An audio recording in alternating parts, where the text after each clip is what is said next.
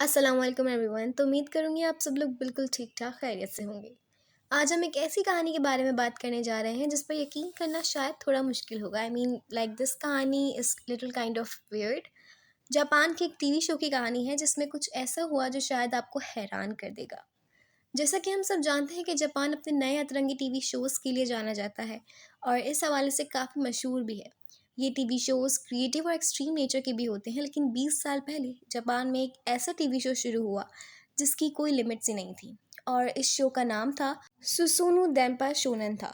ये शो 1998 से 2002 तक जापान की नीपा टीवी नेटवर्क पर चला था। ये रियलिटी बेस्ड शो था जिसमें कंटेस्टेंट को सरवाइव करना होता था। कंटेस्टेंट शो के दौरान शदीद टॉर्चर से भी गुजारे जाते थे। लेकिन फिर इस शो में कुछ ऐसा हुआ जिसने सबको शॉक में डाल दिया। डमोकी डेंसू जापान का एक कॉमेडियन था जिसको नसूबी भी कहते हैं। इस शो के इस सीज़न में इसी आदमी ने पार्ट लिया था। नसूबी को शो में एक अपार्टमेंट में बंद कर दिया गया था। ये अपार्टमेंट सिर्फ 8 फीट लंबा था और 6 फीट चौड़ा था। यहाँ इसके पास खाना भी मौजूद नहीं था। अपार्टमेंट में हर जगह सिर्फ मैगजीन्स होते थे। इन मैगजीन्स में कुछ ऐसे पजल्स थे और गेम्स होती थी जिन्हें सॉल्व करके विनिंग प्राइज़ जीती जा सकती थी। इसका टास्क था कि इसको इन पजल्स को हल करके इनको इनके ऑफिस भेजना होता था और इनाम जीतना होता था, तभी इसको खाना नसीब होगा। एट लास्ट नसूबी को 10 लाख जापानीज येन जीतने थे और तभी ये शो ख़त्म होना था।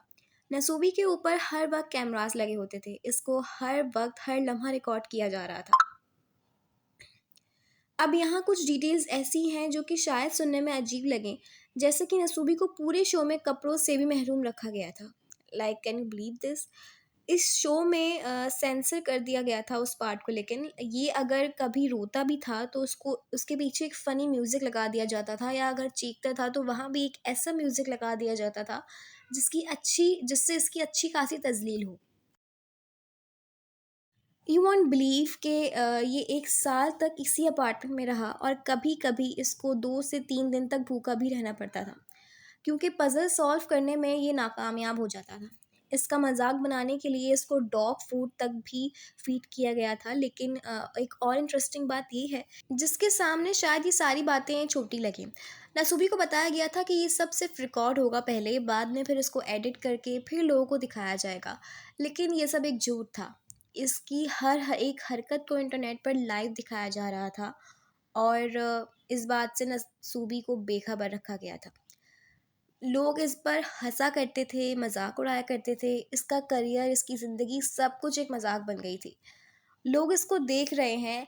इसकी एक पूरी एपिसोड संडे को टीवी पर टेलीकास्ट भी की जाती थी और एट दैट टाइम जापान में ये शो बहुत उरूज पर था। इसने सारे रिकॉर्ड्स तोड़ दिए थे। हर हफ्ते तकरीबन 2 करोड़ लोग इस शो को देखा करते थे और नसूबी इस बात से बेखबर था। इस दौरान इसकी आंखों में पट्टी बांधकर इसे दूसरे अपार्टमेंट में भी शिफ्ट किया गया था। नसूबी 1 साल तक इस टॉर्चर से खुशी गुजरता रहा और इस अपार्टमेंट में सरवाइव करता रहा और बिल आखिर 1 साल बाद इसने जापानीज मैगजीन से 10 लाख येन जीत लिए।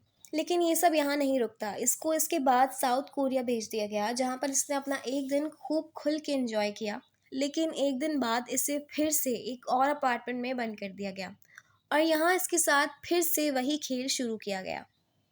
नसूबी को इस बार इतने पैसे जीतने थे कि वो जहाज़ की टिकट खरीद कर वापस जापान आ सके, लेकिन नसूबी इस एक्सपीरियंस को हासिल कर चुका था।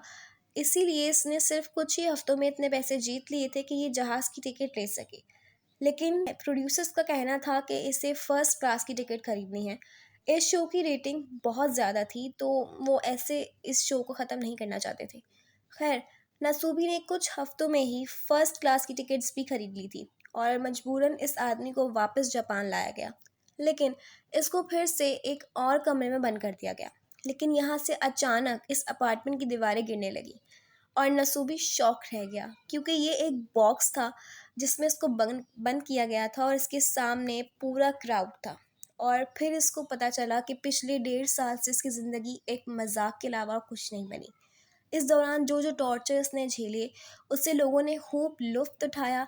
मेंटली तौर पर नसूबी ठीक नहीं था। इसका वेट बहुत गिर गया था। इतना लंबा अरसा ये बाहर की दुनिया से अनजान रहा और इसको बात करने में भी झिझक हो रही थी। लेकिन इस शो के प्रोड्यूसर्स ने इससे कोई भी माफ़ी नहीं मांगी।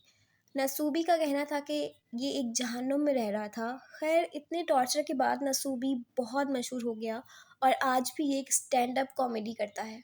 लेकिन इसका नाम मशहूर इसीलिए है क्योंकि इसने तारीख के सबसे बदतरीन रियलिटी शो में हिस्सा लिया था और हुकूमत ने बाद में इस शो पर क्रैकडाउन करके इस शो को बैन कर दिया था।